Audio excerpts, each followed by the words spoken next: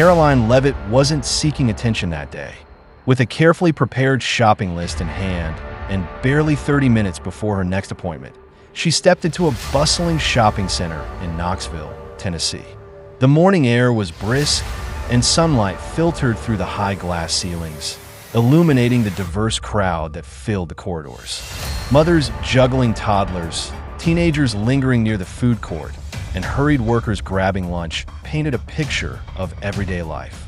Karoline's mission was simple: buy a few essentials, milk, bread, and a selection of fresh vegetables. Nothing out of the ordinary. Yet fate had a different plan for her that day. As she navigated the familiar aisles of a mid-sized grocery store, Karoline's mind was on her schedule and the routine of her day. The hum of casual conversations, the rustle of shopping bags, and the periodic beep of the checkout scanners provided a comforting backdrop. Then, as she turned a corner into the frozen food section, a sharp voice broke through the ambient sounds. "I can't believe people like you think they can just walk around like a normal citizen." The voice boomed, laced with anger and incredulity. Karoline paused mid-step. Initially, she assumed the outburst was directed at someone else, perhaps a shopper struggling with a frozen packet or a misbehaving child. But then the voice cut clearly through. "Yes, I'm talking to you, Karoline." The sound was unmistakable, and all eyes in the vicinity shifted in her direction. Standing about 10 feet away was a woman in her mid-40s.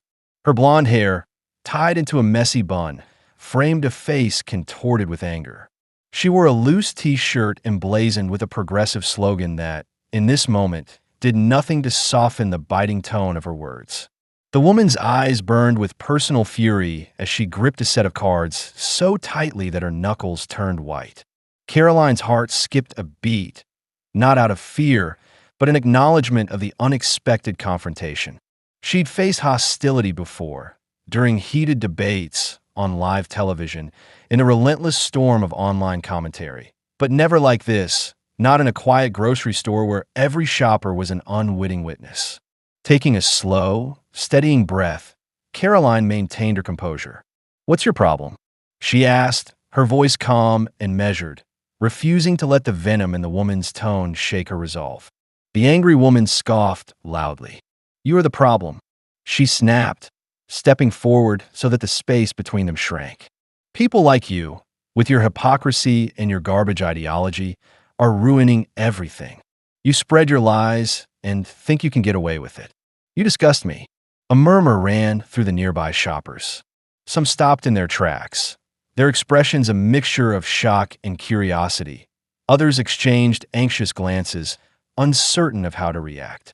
A man near the checkout discreetly fumbled for his phone, likely to capture this unfolding drama, while a cashier paused mid-scan, eyes flicking up in silent anticipation.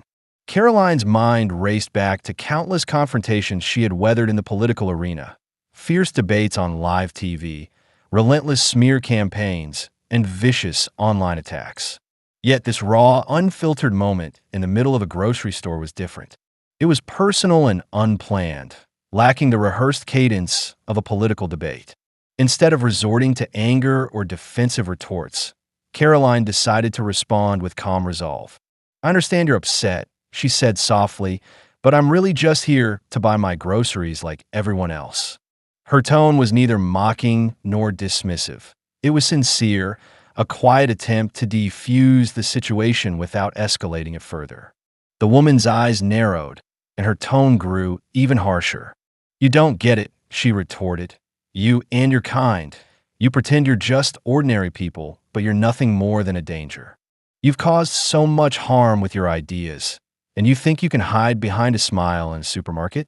Her voice trembled slightly as she took another aggressive step forward, closing the gap between them until her presence was overwhelming. The tension in the store was palpable now. Shoppers near the yogurt aisle stopped their selections. A couple at the registers leaned in, whispering hurriedly to each other, and even the background music of the store seemed to fade into silence. Karoline sensed that the situation had become bigger than a mere exchange of words. It was transforming into a spectacle, with every aisle and every head turning in anticipation. Karoline, however, refused to be baited into anger. She had learned over the years that meeting hostility with calm could sometimes defuse even the most volatile situations. "Listen," she said, her voice even softer now. "I get that you're upset about something deeper than just me. But I assure you, I'm not here to provoke you or start a fight." For a moment, the woman's fierce glare softened, a flicker of vulnerability crossing her features.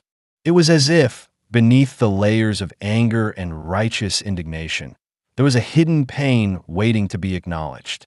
But almost as quickly, her expression hardened once again. "You don't get to act like you're just another ordinary person after everything you've done," she snapped, raising her voice so that even the distant hum of the refrigerated units couldn't drown it out. At that moment, a bystander, a man in his mid-50s with neatly combed gray hair and arms crossed over his chest, stepped forward.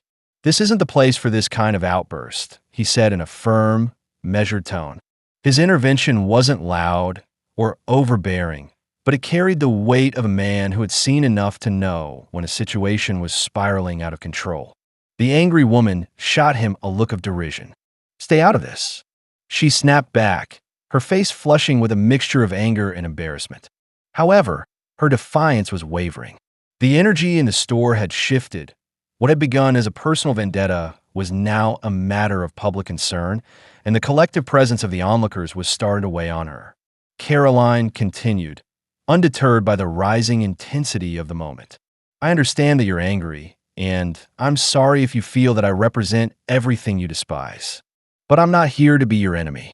I'm just here," she said, gesturing toward her shopping cart, "to live my life and buy my groceries." Her words were simple, yet they carried an unexpected power, a refusal to play into the theatrics of the confrontation. As her measured tone reverberated through the aisle, the woman's angry posture faltered.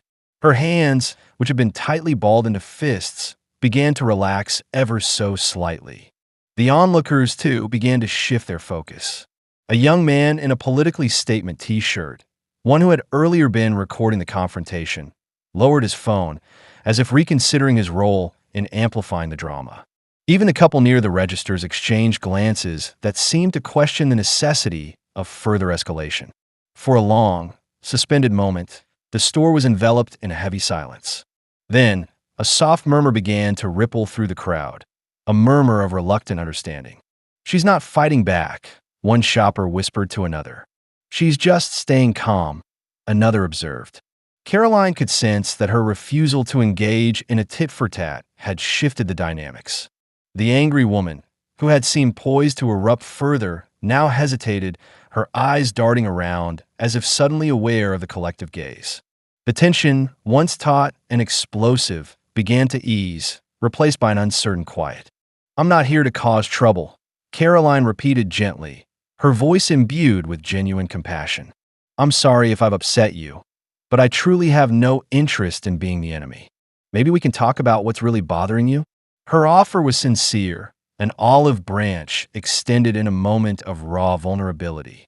For a brief, heart-stopping second, it looked as if the woman might relent entirely, her anger melting into something akin to regret. Her eyes flickered with uncertainty, and for a moment, the veneer of fury cracked to reveal a glimmer of the hurt that lay beneath.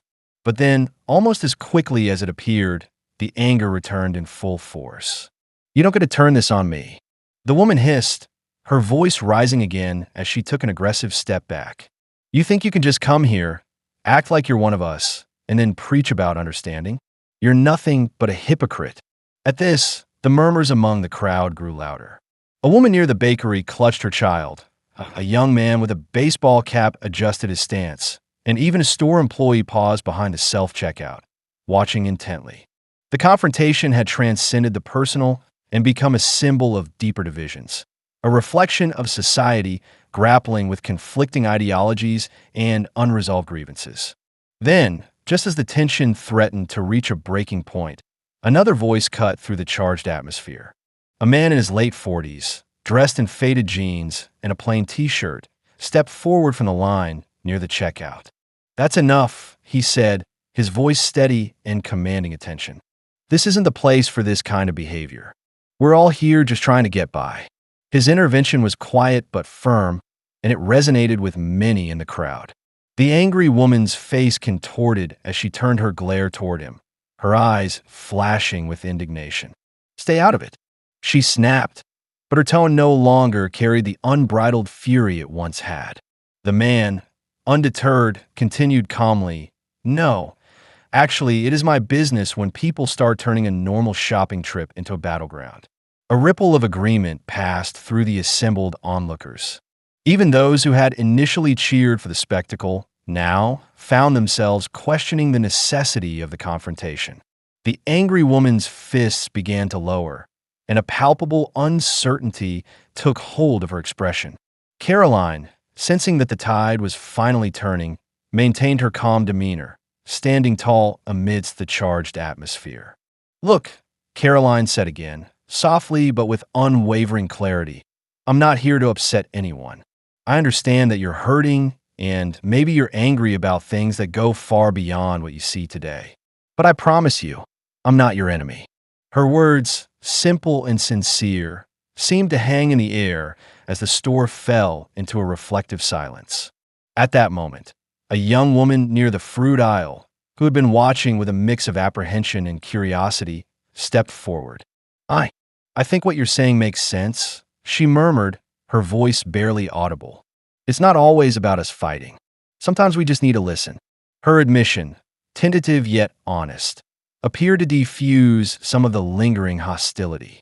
Even the man who had been recording the scene lowered his phone, his eyes now reflecting something softer, a realization that perhaps the confrontation was not as black and white as it had first seemed. The angry woman's eyes, still fiery but now laced with a hint of doubt, scanned the faces around her. In that collective moment, the once united front of anger began to splinter. The tension in the store was palpable but gradually shifting. Security, prompted by the growing disturbance, finally approached. A store employee in a red vest, followed by a uniformed security guard, stepped forward. "Ma'am, we need to ask you to leave," the guard said, his tone neutral but firm, a decision rather than a suggestion. The angry woman's head snapped up as if in defiance, but then, in a moment of stark realization, she hesitated. "I'm the one being removed?" she demanded, her voice cracking with a mixture of anger and humiliation.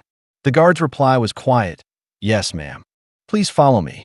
With no one backing her down and the crowd's shifting sentiment evident, the woman's posture slumped as she allowed herself to be led away. The automatic door closed behind her, and slowly, the charged atmosphere in the store began to dissipate. Karoline exhaled deeply, feeling the weight of the confrontation gradually lift. Shoppers resumed their activities, exchanging quiet nods and murmurs of admiration for how she had handled herself. A man near the checkout remarked, "You handled that really well," while an older woman adjusting her glasses added softly, "I may not agree with your politics, but I respect the grace you showed today." Even the young man who had earlier predicted a meltdown now offered a tentative smile. "I expected you to lose it," he admitted, "but you stayed calm." That was impressive. As Karoline continued her shopping, she couldn't help but feel the lingering energy of the moment. Every aisle, every whispered conversation carried the echoes of that confrontation. At the self-checkout, a young cashier named Sophia glanced up and said, "I saw everything. You didn't feed into the anger, and that really made a difference." Karoline returned the smile with quiet gratitude. "Thank you," she replied softly. After finishing her shopping, as she stepped out into the bright afternoon sun, Karoline took a moment to reflect on what had just happened. In a world that often celebrated loud, confrontational exchanges online, today's incident in a Knoxville grocery store had reminded her, and everyone present, that sometimes true strength lies in restraint. It wasn't about turning fire into more fire. It was about meeting hostility with understanding, defusing tension with empathy. As Karoline walked toward her car, she noticed that some of the shoppers lingered, engaged in hushed conversations about what they had witnessed. One older gentleman, who had been quietly observing the events from near the exit, remarked to a companion, "That young lady, she's something else." I've seen many fights, but never with such dignity." Another shopper, a middle-aged woman, added, "It's a rare sight to see someone stand their ground without losing their cool. That's what we need these days." The incident, captured on several smartphones, soon began circulating on social media, not as a viral spectacle of outrage, but as a story of quiet courage and measured resolve. The headlines praised Karoline Leavitt for her composed response in the face of provocation, and viewers across the community echoed sentiments of respect for her ability to defuse a potentially volatile situation. In the hours that followed, Karoline's calm demeanor and thoughtful words became a topic of discussion in local cafes and online forums. People debated the merits of standing up for one's beliefs without resorting to anger, and many shared personal stories of times when a measured response had defused conflict in their own lives. For Karoline, what had started as an ordinary grocery run had transformed into a powerful reminder that real change often begins in the small, everyday moments when one chooses empathy over confrontation. Driving away from the shopping center, Karoline couldn't shake the feeling that the encounter had resonated far beyond the immediate confrontation. It was a microcosm of the larger societal struggles, a reminder that in a world rife with division and conflict, even the simplest acts of composure and understanding could spark a shift in perspective. Later that evening, as Karoline sat quietly in her car before heading home, she reflected on the woman who had lashed out. Though the angry woman had been driven by rage, there was a profound sadness beneath it, a story of personal loss, unmet expectations, and deep-seated hurt that had manifested in a moment of public confrontation. Karoline resolved that, when possible, she would seek to understand rather than judge, a lesson that the day had so poignantly underscored. The next morning, as Karoline recounted the events of the previous day over a cup of coffee, her friends and colleagues remarked on her remarkable composure. "You could have easily lost your temper," one friend said, "but you managed to turn what could have been a viral meltdown into a moment of genuine connection." Karoline smiled, acknowledging that the true measure of strength wasn't in explosive reactions, but in the quiet courage to stand firm while extending a hand of understanding to those who were hurting. In a small but significant way, that day in the grocery store had changed the dynamic. It wasn't just about a confrontation between two individuals. It was about a collective awakening, a realization that even in everyday interactions, there was the potential for empathy to bridge divides.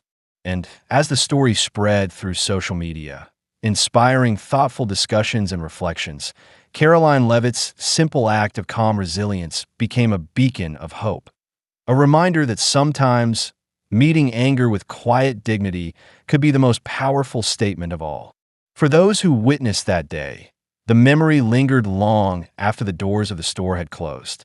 It wasn't about the politics of the moment, but about the human capacity to choose compassion over conflict.